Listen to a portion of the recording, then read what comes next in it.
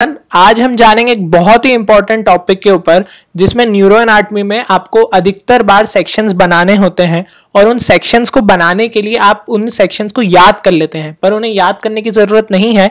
हम उन्हें आसान से कॉन्सेप्ट्स में समझेंगे और फिर हम देखेंगे कि वो तो बेहद आसान है। सो आइए शुरू करते हैं मेडुला ऑब्लोंगेटा से। अगर अभी तक सब्सक्राइब ना किया हो तो जाके पहले सब्सक्राइब कर दें और फिर हम शुरू करते हैं मेडुला ऑब्लोंगेटा से। सो बेसिकली मेडुला ऑब्लोंगेटा के लिए आपको ये डायग्राम याद रखना है। क्या है इस डायग्राम का मतलब अब हम जानेंगे।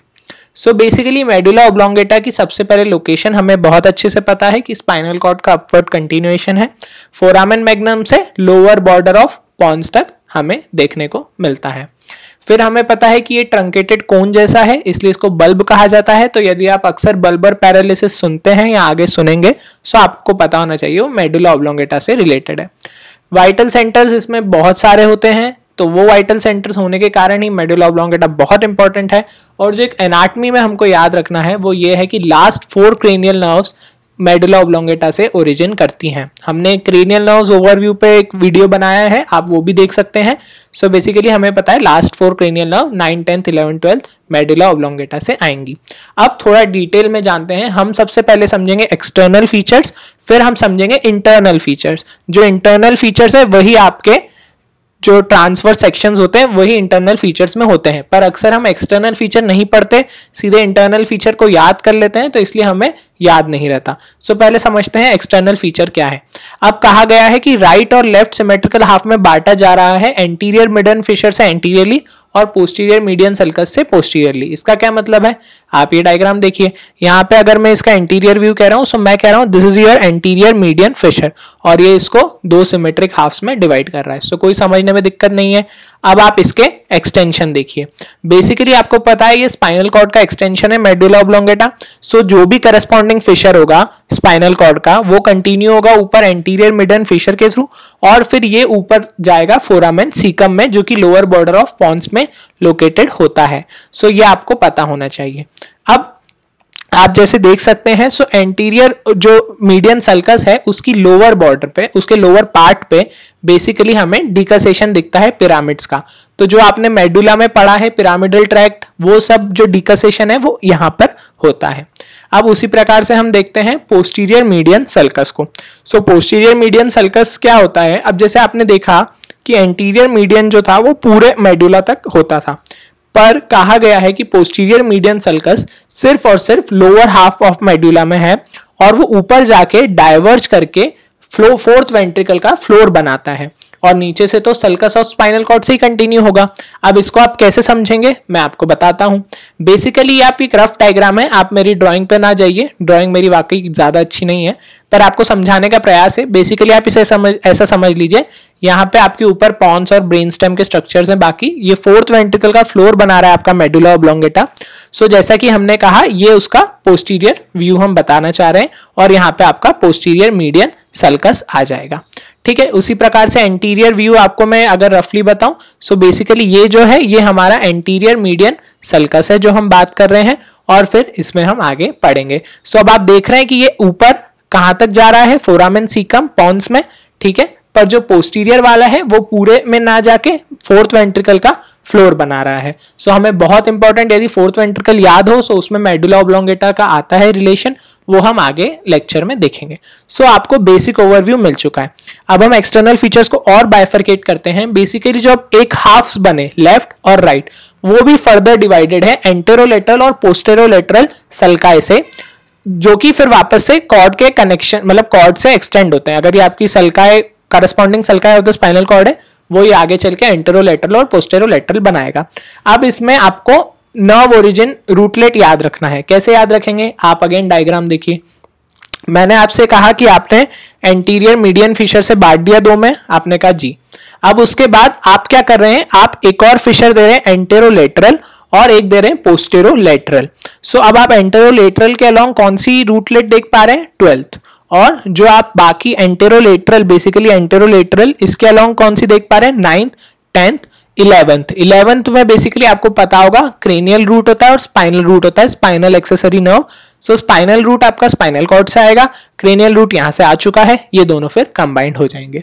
सो आपको पता चल गया कि हाँ आखिरी की 4 नर्व्स तो आती थी हमारे मेडुला ऑब्लोंगेटा से, तो कैसे आती थी आपको जल्दी से बता दीजिए, कौन सी anterior median fissure, anterior lateral fissure से आएगी और कौन सी पोस्टेरो लेटरल फिशर से आएगी। सो अब यदि मैं आपसे कहूं कि anterolateral sulcus 12th nerve, posterolateral sulcus 9th, 10th and 12th nerve, 9th, 10th and 11th nerve. So ये बिल्कुल सही हुआ। सो आपको समझ में आया कि क्यों ऐसा डायग्राम होता है। अब हम एक्सटर्नल फीचर्स को सम अप करते हैं। यदि मैं इंटीरियरली बात करूं तो क्या आपको पिरामिड्स दिखे थे?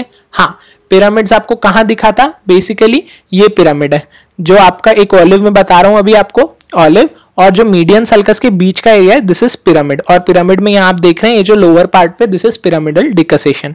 सो बेसिकली यदि हम बात करें तो पिरामिड दो एलोंगेटेड एलिवेशन दिखे, one on either side of anterior median fissure produced by pyramidal fibres. तो कोई मुसीबत नहीं है इसको समझने में। अब हमें पता है बहुत अच्छे से कि लेटरल कॉर्टिकोस्पाइनल ट्रैक्ट डिकसेशन 75% होता है और 20% एंटीरियर सीएसटी होते हैं, जो कि भी फर्दर स्पाइनल कॉर्ड से जाके फिर डिकसेट करके लोअर मोटर न्यूरॉन बनाते हैं। अब जो दूसरा स्ट्रक्चर है वो है ऑलिव्स। तो ऑलिव्स क्या है, आप ऑलिव्स डायग्राम में देखिए, ये जो आपको ओवल मासेस दिख रहे हैं ये ऑलिव्स हैं। So olive nothing but oval elevation है, posterolateral to the pyramids. तो लैंग्वेज देखे कभी घबराइए मत, आप इसमें देख सकते हैं कि हाँ ये पिरामिड है, ये हम पीछे की तरफ जा रहे हैं, लेटरली जा रहे हैं, तो पोस्टेरो लेटरली हमारा ऑलिव हो गया। और ये किसके कारण प्रोड्यूस हो रहा है? Inferior olivary nucleus. Inferior olivary nucleus है वो इसको ऑलिव को प्रोड्यूस कर रहा है। फिर मैं आपको रूटलेट बता चुका हूँ हाइपोग्लॉसल नर्व के कहाँ होते हैं, और रूटलेट 9th, 10th और 11th नर्व के भी बता चुका हूँ। सो एंटीरियर व्यू आपको बाहर से कैसा दिखता है पूरा पता चल गया। आपको पोस्टीरियर व्यू बाहर से कैसा दिखता है अब उसकी बात करते हैं। सो बेसिकली जो ये डायग्राम था इसको अब डिटेल में देखते हैं। क्या दिख रहा है आपको? पहली चीज पोस्टीरियर मीडियन सल्कर पूरे में नहीं है, वो लोअर हाफ में जाके 4th वेंट्रिकल का फ्लोर बना रहा है। अब यहाँ पे वो दो आपके ट्यूबरकल प्रोड्यूस होते हैं। कैसे ट्यूबरकल प्रोड्यूस होते हैं? बेसिकली यहाँ पे ग्रेसिलस न्यूक्लियस है, वो प्रोड्यूस करेगा gracile tubercle, cuneate nucleus produce करेगा क्यूनिएट ट्यूबरकल। सो आपको दो ट्यूबरकल दिखे। अब इसको अपन पहले इतना समझते हैं। सो बेसिकली लोअर जो पोर्शन है वो क्लोज्ड है, उसमें आपको 3 लॉन्जिट्यूडनल एलिवेशन दिख रहे हैं, मीडियल टू लेटरल। हमने देखा उस डायग्राम में मीडियल से लेके लेटरली हम प्रोसीड कर रहे हैं। सो मीडियल टू लेटरल में यदि हम देखें तो fasciculus gracilis, cuneatus, gracile tubercle produce करेगा, क्यूनिएट ट्यूबरकल प्रोड्यूस करेगा। अब वहां पे उसी डायग्राम में क्यूनिएट ट्यूबरकल के पास में ट्यूबर साइनेरियम था जो कि प्रोड्यूस हो रहा है spinal nucleus of trigeminal nerve से। सो आप ये देख लीजिए ग्रेसाइल, क्यूनिएट, ट्यूबर, साइनेरियम। सो आपको ये 3 चीजें एक साथ ही याद रखना है, जहां पे भी याद रखना है एक साथ याद रखना है। क्यों एक साथ याद रखना है मैं आपको थोड़ी देर में बताऊंगा। सो ये आप समझ गए आई होप, तो अब आपको ये याद रहेगा। अब हम बात करते हैं बेसिकली जो हमने और चीज देखी पोस्टीरियर में, वो है इंफीरियर सेरेबेलर पेडंकल। सो अब होता क्या है आपको पता होना चाहिए कि सेरेबेलम जो मेडुला ऑब्लोंगेटा से कनेक्टेड रहता है वो via this inferior cerebellar peduncle होता है। सो कहीं ना कहीं जब आप पीछे पोस्टीरियर व्यू से देखेंगे, सो जब ये अप्रोचिंग ऑलिव के लेवल पे आ जाएगा, सो वहां पे हमें इंफीरियर सेरेबेलर पेडंकल रहेगा जो कि सेरेबेलर को डॉर्सल सरफेस से कनेक्ट करेगा। सो ये आपको एक आइडिया मिल गया कि पोस्टीरियर व्यू कैसा है।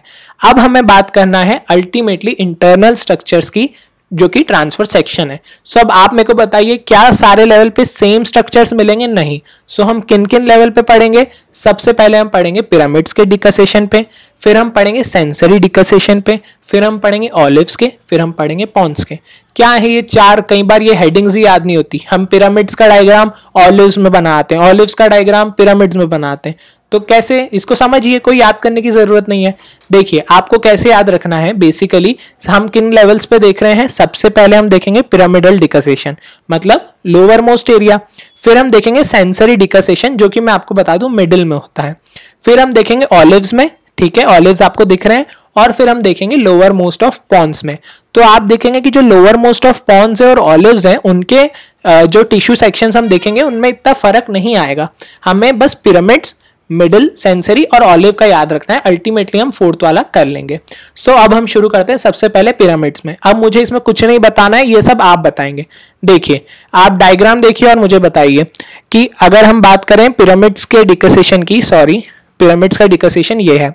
सो पिरामिड्स का डिकसेशन अगर हम बात करें, सो इसमें आप देखिए क्या क्या दिख रहा है, एक एक पॉइंट देखते चलें और फिर उसको सम अप कर देंगे। पिरामिडल डिकसेशन दिखता है, हाँ। सबसे पहले हम शुरू करेंगे न्यूक्लियस ग्रेसिलिस और क्यूनिएटस, क्योंकि हमें पता है ये तीन चीजें प्रोड्यूस होती हैं पोस्टीरियर सरफेस पे, ठीक है। और अभी हम लोअर मोस्ट एरिया से शुरू कर रहे हैं, सो ये लोअर मोस्ट से ही प्रेजेंट रहती है, आपको पता है ये चीज। सो ग्रेसिलिस, क्यूनिएटस और आपका जो आपको मैंने एक और चीज बताई थी ट्यूबर साइनेरियम किसके कारण प्रोड्यूस था, वो चीज भी इधर आ जाएगी। सो ये तीनों स्ट्रक्चर आपको इकट्ठा याद रखना है, ये मैंने आपको कहा था। फिर आपको पिरामिडल डिकसेशन करना है इस लेवल पे, लोअर मोस्ट लेवल पे। सो आपको पता है लेटरल कॉर्टिकोस्पाइनल ट्रैक्ट्स तो आएंगे ही। रेटिकुलर फॉर्मेशन एक ऐसा स्ट्रक्चर है जो पूरे ब्रेन स्टेम में आप लिखेंगे, बिकॉज वो पूरे ब्रेन स्टेम में पाया जाता है। फिर पिरामिडल डिकसेशन हो गया आपका, और ये आपके लेटरल स्पाइनोथैलेमिक ट्रैक्ट और स्पाइनोसेरेबुलर ट्रैक्ट आएंगे स्पाइनल कॉर्ड के जैसे। सो मुझे नहीं लगता इस डायग्राम को आपको बार बार बना के याद रटने की जरूरत है। आप इसे समझ लीजिए कि किस लेवल पे हम क्या करवाना चाह रहे हैं, कुछ स्ट्रक्चर्स कॉमन रहेंगे तो वो क्या रहेंगे। सो अब मेरे ख्याल से काफी आसान हो गया। Eight the level of डिकसेशन of pyramids की यदि मैं बात करूं, सो इंफीरियर हाफ ऑफ मेडुला में देखने को मिलता है न्यूक्लियस ग्रेसिलिस क्यूनिएटस, यस। फिर हमें nucleus of spinal tract of trigeminal, yes. डिकसेशन देखने को मिल रहा है और रेटिकुलर फॉर्मेशन देखने को मिल रहा है। सो ये स्ट्रक्चर्स हमें दिख गए। अब उसके बाद हम बात करेंगे eight the level of sensory डिकसेशन, ये मिडिल ऑफ द मेडुला में होता है। सो इसकी जानकारी के लिए आपको थोड़ा सा समझना पड़ेगा। बेसिकली न्यूक्लियस ग्रेसिलिस और न्यूक्लियस क्यूनिएटस तो कॉमन है, ठीक है, वो और ज्यादा प्रोनाउंस्ड हो जाएंगे। अब जो इंपॉर्टेंट है वो है इंटरनल आर्कुएट फाइबर्स की theory. So basically internal arcuate fibres क्या होते हैं, सो एक ट्रैक्ट्स पे हम और वीडियो बनाएंगे, पर अभी आप डॉर्सल कॉलम को ऐसे समझ लीजिए कि डॉर्सल कॉलम जो आपका ट्रैक्ट है वो बेसिकली उसके जो स्पाइनल कॉर्ड में आया तो न्यूक्लियस प्रोप्रियस से, फिर वो मेडुला में जाता है न्यूक्लियस ग्रेसिलिस और क्यूनिएटस में।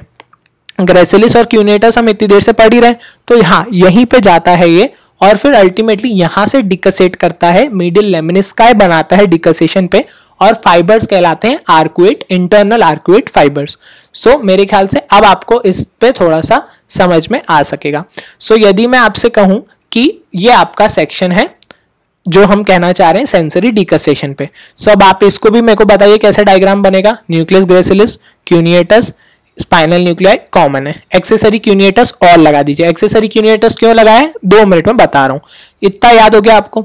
अब आपको लेटरल स्पाइनोथैलेमिक ट्रैक्ट पता है, स्पाइनोसेरेबुलर ट्रैक्ट पता है। अब यहाँ पे inferior olivary nucleus, inferior olivary nucleus कहाँ है, ऑलिव्स प्रोड्यूस कर रहा था ये। ऑलिव्स तो कहाँ थे, ऑलिव्स इसके ऊपर है ना, मिडिल से काट देख रहे हैं अभी हम, ऑलिव्स तो ऊपर थे। तो इंफीरियर ऑलिवरी न्यूक्लियस का बेसिकली लोअर मोस्ट पार्ट, ऐसे पूरा नहीं, लोअर मोस्ट पार्ट वो देखने को मिल जाएगा, ऑब्वियस है। पिरामिड आपका बना हुआ है, ठीक है। अब हम देखेंगे इसमें मीडियल लेमिनिस्कस। तो ये जो मैं आपको थ्योरी बता रहा था, पोस्टीरियर कॉलम आए आपके न्यूक्लियस ग्रेसिलिस और क्यूनिएटस में, और यहाँ पे वो डिकसेट किए, और जो डिकसेशन के बाद बना मीडियल लेमिनिस्कस, और फिर ये आर्कुएट फाइबर्स की थ्योरी आएगी। फिर इस चीज को हम 2 सेकंड में देखते हैं। अब ये जो आपके हैं ये कहता आते हैं इंटरनल आर्कुएट फाइबर्स। एक्सेसरी क्यूनिएटस आप कैसे याद रखेंगे, बेसिकली एक्सेसरी क्यूनिएटस से यहाँ सेरेबेलम में फाइबर्स जाएंगे, और वो कहलाएंगे जो आपके इंटरनल आर्कुएट थे वो कहलाएंगे पोस्टीरियर एक्सटर्नल आर्कुएट फाइबर्स। सो कहीं ना कहीं आप वो नहीं भी याद रखेंगे चलेगा, बट आपको पता होना चाहिए कॉन्सेप्ट क्या है एक्सेसरी क्यूनिएटस का। सो अब हम आपको बताते हैं कि basically at the level of sensory decussation, nucleus gracilis cuneatus समझ गए आप। Internal arcuate fibres, so internal arcuate fibres क्या है, cells of gracile cuneate nucleus से अराइज होते हैं, सेकेंड ऑर्डर न्यूक्लिया है, और फिर ये आगे चल के सेंसरी डिकसेशन करते हैं और अपवर्ड्स असेंड करते हैं, जिसे हम कहते हैं मीडियल लेमिनिस्कस, और फिर वो डिकसेट करके कहां जाते थे, वीपीएल न्यूक्लियस ऑफ थैलेमस। तो ये आपको क्लियर हो गया।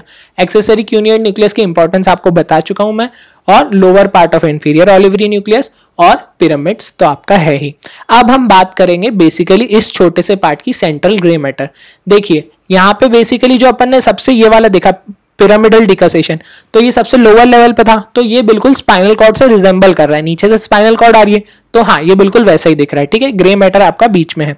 अब धीरे धीरे हम ऊपर जा रहे हैं, सो ग्रे मैटर मतलब आप ऐसे समझ लीजिए श्रिंक होके एक हार्ट साइज में हो चुका है, ठीक है। तो आपको ये चीज याद रखना है। और इसमें कौन कौन से न्यूक्लियस हैं, सो न्यूक्लियस कौन कौन से आपके, nucleus tractus solitarius, dorsal nucleus of vagus और हाइपोग्लॉसल न्यूक्लियस। अब ये अभी कैसे याद रखना है, 2 मिनट रुकिए, इसको हम देखते हैं। तो अभी आपको पता चल गया कि हाँ ऐसा कुछ है यहाँ पे ग्रे मैटर में, ठीक है। सो अब हम बात करते हैं eight the level of olives की। सो ऑलिव्स आपको पता है कहीं ना कहीं हम ऊपर आ चुके हैं, floor of the 4th ventricle के आसपास हम अभी हैं। सो बेसिकली ऑलिव्स में आपको क्या क्या याद रखना है वो मैं आपको बताता हूँ। सो ऑलिव्स में आपको जो चीजें याद रखना है वो है ये डायग्राम। अब इसको भी आप बताएंगे, बिल्कुल टेंशन नहीं लेना है।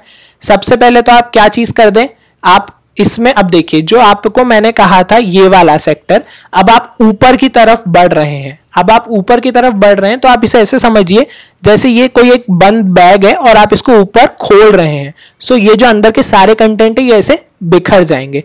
सो ये बिखरेंगे तो ये हमें यहां दिखेंगे। देखिए आप, डॉर्सल न्यूक्लियस ऑफ वेगस, हाँ। न्यूक्लियस टेक्टस सॉलिटेरियस, हाँ, ठीक है, ये हमें देखने को मिल गया। और यहाँ पे एक और चीज है जो कि ये है, this is your nucleus abducens. सो यहाँ पे क्या देखने को मिल रहा है कि यहाँ पे इन तीनों से फाइबर्स आके वेगस नर्व बना रहे हैं। सो इसकी क्या इंपॉर्टेंस है, कैसे याद रखेंगे, देखिए वेगस नर्व अगर आपको पता हो 10th क्रेनियल नर्व है, ठीक है। अब आपको अगर पता हो न्यूक्लियस टेक्टस सॉलिटेरियस तो ये बनता है 7th, 9th और 10th नर्व से, और जो आपका न्यूक्लियस न्यूक्लियस एब्ड्यूसेंस है ये बनता है 9th, 10th और 11th नर्व से। सो मतलब 10th कॉमन है, सो ये कहीं ना कहीं 10th के न्यूक्लियाई की तरह काम कर सकते हैं। और डॉर्सल न्यूक्लियस ऑफ वेगस तो है ही, तो अल्टीमेटली इन्होंने क्या बना दी, 10th क्रेनियल नर्व बना दी, वेगस बना दी। सो आपको ये पता चल गया। ये जो है ये आपका है इंफीरियर सेरेबेलर पेडंकल। मैंने आपसे कहा था जैसे आप ऊपर आएंगे सेरेबेलम को कनेक्ट करेगा मेडुला से। फिर यहां पे आपको दिख रहा है वेस्टिबुलर न्यूक्लियस। क्यों दिख रहा है वेस्टिबुलर न्यूक्लियस, समझिए।